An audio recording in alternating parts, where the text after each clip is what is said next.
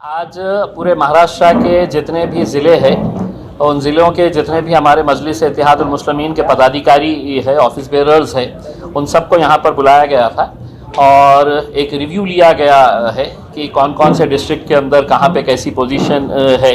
आने वाले विधानसभा इलेक्शन को देखते हुए कहाँ कहाँ पर मजलिस इलेक्शन लड़ सकती है, कौन कैंडिडेट हो सकते हैं, इन बातों के ऊपर चर्चा की गई है। बहुत पॉजिटिव रहा है और जो लोगों का एंथुजियाज़म, जो लोगों का जोश है, वो यकीनन जोश बरकरार है। लोगों के अंदर इस बात को लेकर नाराज़गी है कि विधान परिषद के इलेक्शन के अंदर जिस तरीके से सो कॉल्ड सेक्युलर पार्टीज़ का जो रवैया रहा है पार्लियामेंट इलेक्शन, विधान परिषद के अंदर भी और लोकसभा के इलेक्शन के अंदर भी हमने हमेशा से ये मांग की थी कि हमारा रिप्रेजेंटेशन होना चाहिए पार्लियामेंट के अंदर भी और असेंबली के अंदर भी। तो अगर आपको टिकट ही नहीं दिया जा रहा है तो आप सोचिएगा कि आपका इस्तेमाल सिर्फ है तो वोट बैंक के तहत किया जा रहा है, आप वोट देते रहो और वही चीज़ बाज़ाब्ता अच्छी तरह से जानते हुए कि लोकसभा के अंदर ये जो secular party, so called secular parties को जो वोट मिला है उसके अंदर मुसलमानों का, दलितों का कितना बड़ा कंट्रीब्यूशन रहा है, इसके बावजूद भी उनका एहसान चुकाने के लिए विधान परिषद के मौके के ऊपर एक भी कैंडिडेट खड़ा नहीं किया। और आज तकरीबन 40 साल के बाद ऐसी सिचुएशन आ गई है कि मुस्लिम मुक्त विधान परिषद महाराष्ट्र की हो गई है। तो ऐसे हालात के अंदर मजलिस पूरे महाराष्ट्र का रिव्यू ली है। बैरिस्टर असदुद्दीन अवैसी साहब आए हैं, हमारे हैदराबाद के एमएलए बलाला साहब आए हैं और सभी डिस्ट्रिक्ट के जितने भी ऑफिस बेरर्स हैं उनके साथ चर्चा हुई है और बहुत जल्द इसके ताल्लुक से फैसले लिए जाएंगे। क्या हुआ?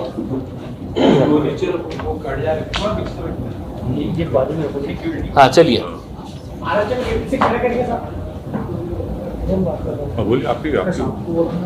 देखिए अभी आज के दिन हमने एक रिव्यू लिया है कि कहाँ कहाँ पे हम स्ट्रांग हो सकते हैं, कहाँ कहाँ पर। तो नंबर्स तो मैं नहीं बता सकूंगा, लेकिन यकीनन हम काफ़ी अच्छी जगहों के ऊपर इलेक्शन लड़ेंगे और बहुत मजबूती के साथ लड़ेंगे। बोलिए। एकटे लढणार की कोणाला सोबत घेणार? देखिए आज की पोजीशन के अंदर तो हम अकेले हैं। अगर कहीं पर कोई अलायंस की अगर बात होती है, कहीं से कुछ चर्चा शुरू होती है तो उसको पार्टी के अध्यक्ष असदुद्दीन अवैसी साहब के साथ चर्चा करके उसके ताल्लुक से डिसीजन लिया जाएगा। लेकिन आज की पोजीशन के अंदर ऐसा किसी के साथ कोई बातचीत चालू नहीं है। कुछ दिन पहले मनोज जरांगे जी ने कहा था कि महाराष्ट्र में मुस्लिम, दलित और बाकी जो पिछड़े वर्ग है उनको साथ लेकर महाराष्ट्र के आने वाले चुनाव वो लड़ने वाले हैं। तो एमआईएम इसके बारे में क्या सोचती है, क्या सोच है मनोज जरांगे जी के इस पर्याय के बारे में? वो इसे आप वर्किंग प्रेसिडेंट है, बोल नहीं देखिए एमआईएम को भले ही आप एक अलग नज़रिए से देखते हैं, लेकिन हम ऐसा कास्ट बेसिस के ऊपर कि ये जाति के लोगों के साथ में मिलकर हम इलेक्शन लड़े। हमारे पास आज के दिन है तो अलग अलग जाति, धर्म और मज़हब के लोग जो है वो एमआईएम के साथ जुड़ रहे हैं। तो जरांगे पाटिल साहब ने जो कहा है आने वाले वक्त के अंदर पॉलिटिकल सिचुएशन सिनेरियो क्या होने वाला है ये देखने को मिलेगा। हर रोज़ कुछ ना कुछ महाराष्ट्र के अंदर पॉलिटिकल डेवलपमेंट हो रहा है। आज जो एक पार्टी के अंदर है वो रात होए तक दूसरी पार्टी में चले जाता है, सुबह होए तक तीसरी पार्टी में चले जाता है। तो अगले कुछ दिनों के अंदर बहुत कुछ बदलाव आने वाला है। उसके बाद डिसीजन लिया जाएगा अगर किसी को साथ में लेकर चलना है तो। एक सेकंड, ये सवाल का जवाब। इनका जो सवाल था ऐसा है ना कि मैं हमारे जरांगे साहब की बड़ी इज्जत करता हूं और मैं उनको मुबारकबाद भी देता हूं कि उनके इस आंदोलन की वजह से 8 मराठा एमपीज कामयाब हुए मराठवाड़ा में। और महाराष्ट्र में एक भी मुसलमान एमपी नहीं है। महाराष्ट्र में ओबीसी समाज के एमपी जीत कर आए, मगर एक भी मुसलमान एमपी नहीं जीता। तो ये भारत की जो हमारी जमहूरियत है, हम ये दावा करते कि हमारी जमहूरियत, हमारी लोकशाही जो है वो एक रिप्रेजेंटेटिव फॉर्म ऑफ डेमोक्रेसी है। अब रिप्रेजेंटेटिव फॉर्म ऑफ डेमोक्रेसी में आपका हर समाज का एमपी जीतकर जाता है महाराष्ट्र से, और एक समाज का कोई एमपी नहीं जीतता है तो मुसलमान समाज का है। तो ये बात इन तमाम जिम्मेदारों को सोचने की जरूरत है, और हमारी कोशिश यही है कि जो औरंगाबाद से इम्तियाज जलील साहब को कामयाबी नहीं मिली, इसका ना सिर्फ महाराष्ट्र के पूरे मुस्लिम समाज में एक गम है, एक गुस्सा है, और वो गम और गुस्सा ये कह रहा है कि भाई हर समाज का आदमी जीत रहा है, हमारा एक एमपी था मुस्लिम समाज का, उसको हराने के लिए सब मिलकर उसको हरा दिए। तो ये सच्चाई है, और भारत की पार्लियामेंट में आज पहली मर्तबा ऐसा हुआ है कि अपर कास्ट और backward OBC, other backward class का रिप्रेजेंटेशन बराबर हो चुका है भारत की पार्लियामेंट में। और किसी समाज का अगर पॉलिटिकल रिप्रेजेंटेशन सिर्फ 4% है, 14% आबादी भारत में मुसलमानों की है, और सिर्फ 4% एमपी जीत कर आ रहे, तो ये आखिर ये मुसलमानों से उनको वोट डालने के लिए क्यों पीछे हट रहे? मुसलमान तो झोली भर भर कर वोट डाला ना सबको। हम सब जब डाल रहे हैं वोट, तो हमको क्यों नहीं वोट डालते? तो ये सवाल मेरा ये तमाम पॉलिटिकल पार्टी से, ये तमाम लीडर से, और ये सवाल मुसलमानों को भी सोचना है। हम वोट डालने वाली मशीन तो नहीं है ना, हम तो एटीएम नहीं है कि तुम आओ और हमको दबा दो और हम डालते जाए वोट। तो ये आपके सवाल का जवाब ये है। जाएंगे या नहीं जाएंगे, सोच क्या है? क्या सोच रहे हैं आप? किधर? अगर उनकी तरफ से कोई प्रस्ताव आता है या आपकी तरफ से, अगर उनकी तरफ से कोई प्रस्ताव आता है तो आपको साथ लेके जाके बात करता हूं मैं। मैं हमेशा जो है मैं जरांगे साहब, देखिए सुनिए एक मिनट, मैं जरांगे साहब को मुबारकबाद देता हूं कि उन्होंने खड़े हुए अपने समाज के लिए, और उनके खड़े रहने की वजह से 8 मराठा एमपी को उन्होंने कामयाब कर दिया। बीड़ से उन्होंने पंकजा मुंडे को शिकस्त हो गई। तो ये उनकी कामयाबी है ये, मगर कामयाबी जहां उनकी हो रही है, जो मुस्लिम समाज की कामयाबी क्यों नहीं हो रही है? और ऐसा ही हमको लड़ना है मुस्लिम समाज को भी अपने राइट्स के लिए, और इंशाल्लाह हम वो कोशिश कर रहे हैं और करेंगे। दूसरी पार्टियां तो सिर्फ मुस्लिम, दूसरी पार्टीज तो सिर्फ मुस्लिम वोट को लेना चाहती है, कैंडिडेट नहीं दे सकते। तो इम्तियाज साहब ने सही कहा, आज आपके महाराष्ट्र काउंसिल में ना, काउंसिल में तो कोई नहीं है मुसलमान। तो ये महाराष्ट्र के 11% मुसलमानों के लिए एक बहुत ही तकलीफदेह बात है।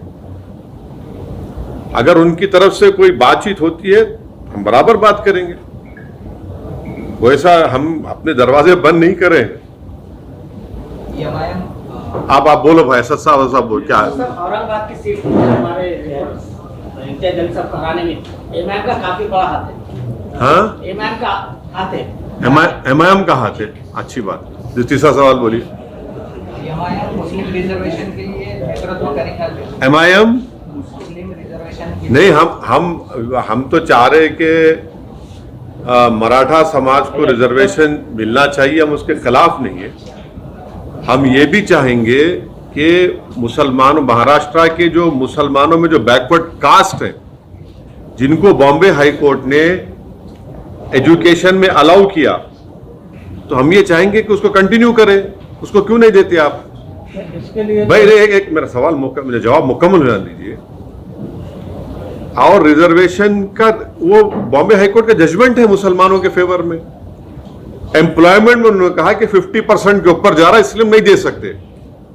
तो आज भी हम इस बात का डिमांड करते हैं कि नरेंद्र मोदी की गवर्नमेंट और मोदी अपने आप को पार्लियामेंट में खड़े होकर सीना पे हाथ मार के बोले बैकवर्ड क्लास का नेता मैं हूं, तो नरेंद्र मोदी अगर वाकई में बैकवर्ड क्लास से मोहब्बत करते हैं, जो इस देश की 50% ज्यादा आबादी है, तो पार्लियामेंट में बिल लेकर आओ। आप 50% की जो लिमिट को ब्रीच करो, पूरे पॉलिटिकल पार्टी सपोर्ट करेंगे उसको, लेकर आइए ना बिल आप। और यकीनन मिलना चाहिए, जहां पर आप हम मराठाओं को मिलना चाहिए, वहीं पर मुसलमानों को भी मिलना, मुसलमान के नहीं, मुसलमान में बैकवर्ड कास्ट है, उनको मिलना चाहिए।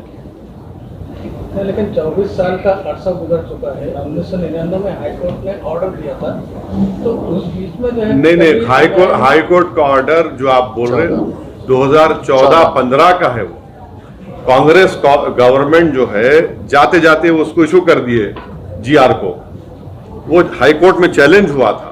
तो हाईकोर्ट का जजमेंट इतना वो चल रहा जरूर, मगर जो मराठा समाज आज खड़े होकर अपने हक के लिए लड़ रहा है, मैं उनको मुबारकबाद देता हूं। और महाराष्ट्र के मुसलमानों को भी इनको देखना चाहिए और इनसे हमको सीखना चाहिए। लोकसभा चुनाव में बहुत सारे मतदार संघ में मुस्लिम फिर से एक बार कांग्रेस के सामने खड़ा होता है नजर आए। आप विधानसभा आपकी पार्टी, मैं वही तो आपको कह रहा हूं कि हम वही तो कह रहा हूं कि हम वोट डालने वाले बन गए, सिर्फ वोट लेने वाले नहीं बन रहे हम। और इसी वजह से पॉलिटिकल पार्टीज जो है मुसलमान को ना टिकट देते। पूरे महाराष्ट्र में इंडिया अलायंस ने एक भी मुसलमान टिकट नहीं दिया। खैर नरेंद्र मोदी तो बोल दिए हमको, हम घुसपैठी हैं, तो कहां घुसपैठी टिकट देंगे वो, तो हम तो सिर्फ वोट डालने वाले बन गए। और एक कैंडिडेट था, पूरे मिलके उसको हराने पे बैठ गए। तो ये औरंगाबाद से जो वर्डिक्ट गया है, ये एमआईएम पार्टी नहीं जीती मत समझिए, बल्कि महाराष्ट्र का एक मुसलमान ये कह रहा है कि भाई तो हमारी आवाज थी इम्तियाज जलील हमारी एक पॉलिटिकल एक शख्सियत थी जिसको सब ने मिलकर हराया। आज इलेक्शन तो हो गया, मगर सब जगह से तकलीफ यही है कि भाई हमने आपको परभनी में वोट दिया, हमने आपको नांदेड़ में वोट दिया, हमने आपको धुलिया में वोट दिया, हमने आपको मुंबई में वोट दिया, थाने में दिया, आपको हर जगह दिया, मगर जब इम्तियाज जलील का नाम आ गया सबके सब सुंद हो गए। तो ये एक मैसेज है ये। लेकिन आप तो वंचित की वजह से जीते थे ना। हाँ, पिछली बार वंचित साथ में थे इसलिए जीते थे। नहीं, आपका ये सवाल है, ये आपका ये मानना है। नहीं, देखिए, अगर आप जर्नलिस्ट है तो अपने ऑब्जर्वेशन आप अपने तक रखिए, आप सवाल करिए मेरे से, ये आपका ऑब्जर्वेशन हो सकता है, मैं डिसएग्री करता हूं उसको। ओवैसी साहब, आपने पूरे इस शहर में जितने आपने भाषण किए थे उतने हमने पूरे सुने हैं। हाँ। इस लोकसभा चुनाव ने हर जगह पर आप देखेंगे कि गद्दार रहते हैं। मीर जाफर, मीर सादिक तो हर जगह पर है। तो मीर जाफर, मीर सादिक को तो लोग जान चुके हैं ना। ये मीर जाफर, मीर सादिक तो हर जगह हैं। और मीर जाफर, मीर सादिक को तकलीफ इस बात की रहती है कि भाई ये नहीं जीतना चाहिए। और ये मीर जाफर, मीर सादिक जो है, ये हर पार्टी के जर खरीद गुलाम है जो अपना काम करते रहते हैं। ये लोग पार्टी में भी है आपकी? हाँ, ये लोग आपकी पार्टी में भी है? नहीं, उनके ऊपर कुछ नहीं, देखिए, ये औरंगाबाद की जनता जानती है इन लोगों को, आप भी जानते हैं, दुनिया जानती है, और इंशाल्लाह इनको सबक मिलेगा। सर, आज मनोज जरांगे साहब औरंगाबाद में हैं और आप भी हैं, क्या आप उनकी मुलाकात के लिए जाने वाले हैं? अरे ये आप लोग मेरे को न्यूज बनाने के लिए मेरे को क्यों इस्तेमाल करते हैं यार? नहीं, ऐसा कोई है ही नहीं प्रोग्राम, हमारा यही प्रोग्राम है। अभी आप लोग जा रहे थे बोल के जल्दी हम प्रेस कॉन्फ्रेंस कर लिए आपकी सहूलत के लिए, ताकि हमारे न्यूज भी आ जाए। उनका बड़ा मालूम हुआ मेरे को आने पर मालूम हुआ। महाराष्ट्र में एक योजना है, ये लाडली बहन, लेकिन लाडली बहन बोल के एक योजना महाराष्ट्र सरकार ने जारी की है। हाँ। उसमें एक मनसे के नेता ने ऐसा कहा है कि इसका लाभ जो है तो मुस्लिम को ना दिया जाए, क्योंकि उनको 2 बीवी रहते हैं, उनको बच्चे ज्यादा रहते हैं। उनको 4 बीवी। चार। अच्छा, तो जिसकी मिस्ट्रेस है थी उसको भी मिलना नहीं मिलना, जिसके माने जो शादी नहीं करके लिव इन रिलेशनशिप करके बच्चे भी हो जाते हैं उनको मिलना नहीं मिलना। हाँ, अब आप बोलेंगे नहीं, जो बाप शराब पीता उसकी बेटी को नहीं मिलना, तो पूरे के पूरे आउट हो जाएंगे। फिर तो तानिक पूरा पीते 6 बजते की। तो ये हर चीज मुसलमान को ला लेना कि बच्चे ज्यादा पैदा करते, क्या वही बोले ना, बच्चे ज्यादा पैदा करते। वो पागल है बोलने वाला। उन्हें अगर पढ़ लिखता, थोड़ा नेशनल फैमिली हेल्थ सर्वे पढ़ लेता वो दीवाना, तो उसकी आंख खुल जाती कि TFR रेट गिरा है। तो जाहिल है उन्हें, उसको सिर्फ एक ही 1 पॉइंट एजेंडा है, नफरत करो मुसलमानों से। जैसा नरेंद्र मोदी अपना भाषण बोले थे पार्लियामेंट में कि घुसपैठी है, बच्चे ज्यादा पैदा करते और मंगलसूत्र छीन के ले जाएंगे, भैंस खींच कर लेके जाएंगे, तो उन्हें बोल रहे ज्यादा बच्चे पैदा करते। अरे प्यारे, तुम जिसके इशारों पर कठपुतली बने हुए हैं, नरेंद्र मोदी को भी 6 भाइयां हैं, अमित शाह को 6 बहनें हैं। अब उसका जिम्मेदार कौन है? अब कौन जिम्मेदार है उसका, बोलो ना। तो ये इनका नफरत है। अगर वो इंपेरिकल एविडेंस पढ़ते तो खैर आपके जरिए से उनको ज्ञान मिल गया आज। ममता बनर्जी कल शरद पवार से मिले और कहा कि भाई सरकार बहुमत में नहीं है। कौन सी सरकार? मोदी सरकार अभी वर्तमान सरकार। हाँ, अगर कल बहुमत करने के लिए वोटिंग का वक्त आता है तो आपकी है, आपकी उस में क्या स्थिति है, मतलब आप किसके फेवर में रहें? अरे हम ही तो लड़ रहे मोदी से। घुसपैठी हमारे को बोल दिए, ममता बनर्जी घुसपैठी बोले।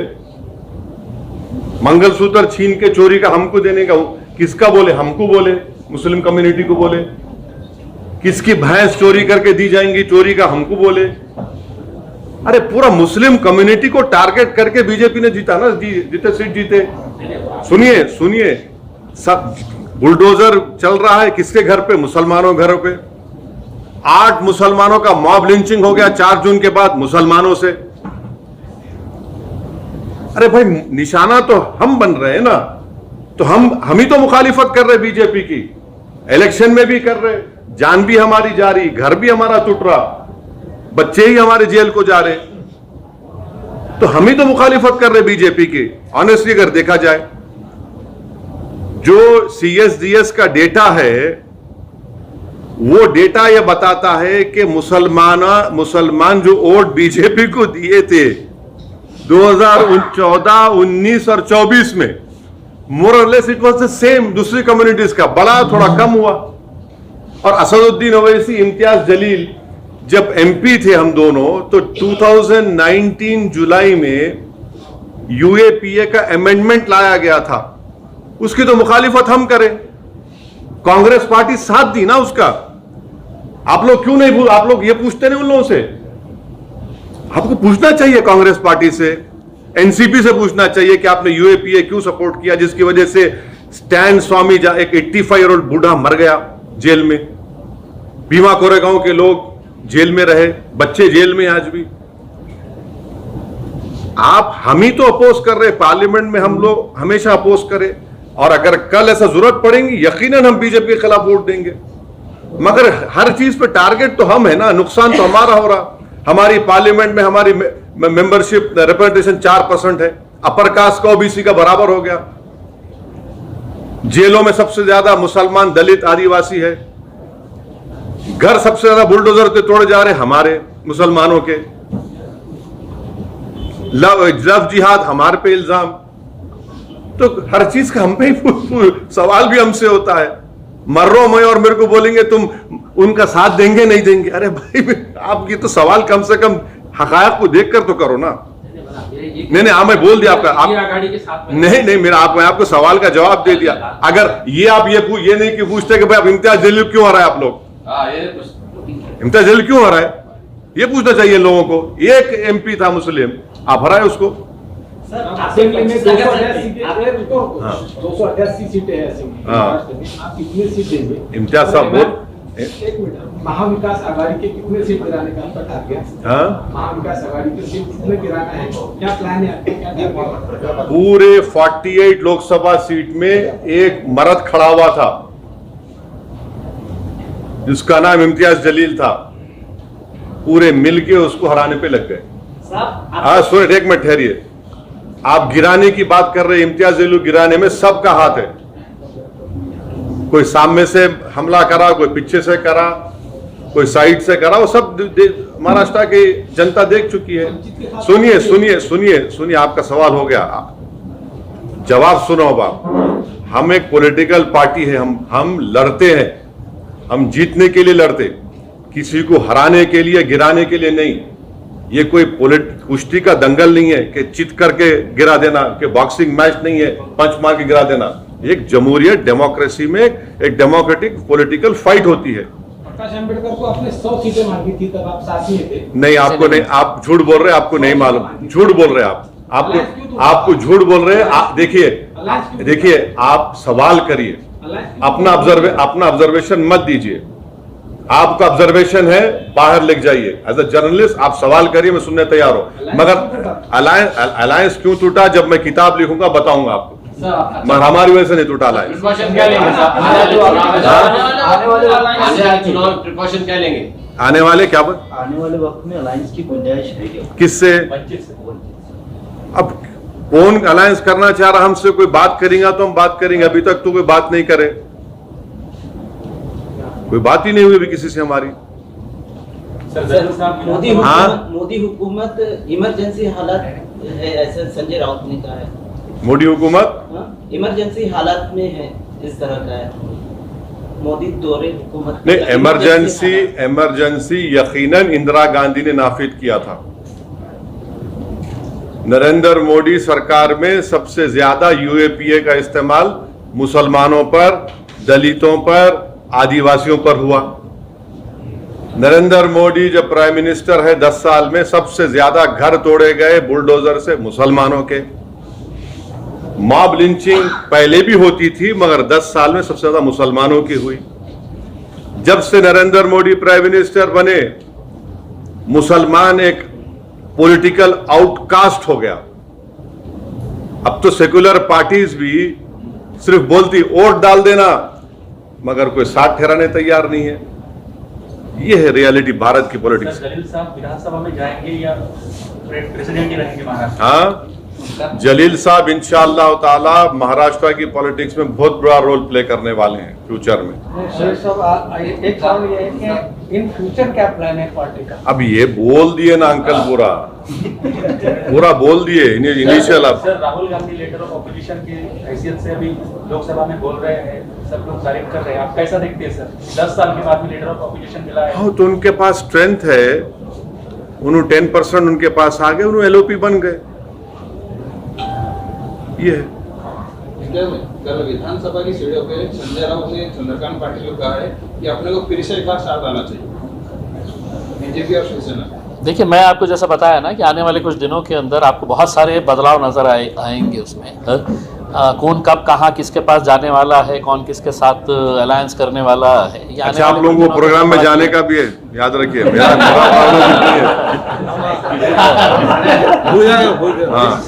याद दिला रहा हूँ, आप कल याद दिला। एक आखिरी लोकसभा चुनाव के बाद आप पहली बार प्रेस ले रहे हैं, मतलब यहाँ पे, तो ये जो महायुति को जो फटका बैठा है अजित पवार साथ में जाने के लिए, हाँ, महायुति के साथ अजित पवार साथ में गए, इसीलिए महायुति की सीट लोकसभा में अच्छे खासे गिरे।